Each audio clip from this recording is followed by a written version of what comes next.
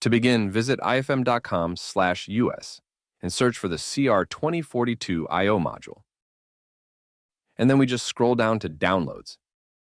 And we can see here at the top is the CANopen slave package, which has the EDS file as well as the RESX and MD5 files that are loaded onto the device. So we'll go ahead and click Download on that and accept the terms and conditions. A small zip file will download right away. Next, extract that, and we'll go inside that folder, and then we'll see the EDS file for the device, as well as the MD5 and RESX file that you could load to the device, with the maintenance tool if you happen to have to reflash the device. Next, we'll open CODESYS, and to install it, go to Tools, Device Repository, Install, and we'll select the EDS file here and Open. And now that's been installed into our machine. Close the Device Repository window. Now we can create a new project and select the first IFM template. When the template has loaded up, navigate down to Communication, right-click on CAN. Choose Add Device and select the CAN bus.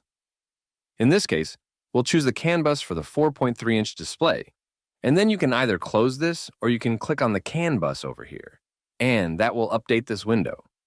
Now expand CANopen, and then CANopen Manager, and select the manager. Now click Add Device, and then we can click on the CANopen Manager on the left. And now scroll down to select the IFM CR2042 right here. This is the one we just installed. Click Add Device. Now we can see it's on the left-hand side within our device, so we can go ahead and close. Next, we're going to look at the CANopen Manager by double-clicking on it over here on the left. This is the display setup. By default, it sets it as CANopen, Node ID 127 with guarding on at 200 milliseconds. We recommend that you add the sync timing. To do so, click the checkbox. Set the cycle period to 100,000 and the window length to 120,000. You can also look at the CAN bus for the device itself. In this case, we only have CAN 0, and then the baud rate is set to 250. Next, select the device itself and change the node ID to 125, which is the default for a CR2042. I'm going to enable expert settings so we can see everything. And now you can see that it's all set up here. We have heartbeat consuming, so you can see it's consuming the heartbeat from the manager. Our PDOs are already loaded in along with our SDOs and the mapping as well. In the next video, we'll go through doing the SDO assignment so you can change the configuration of an I/O module. Thank you for watching.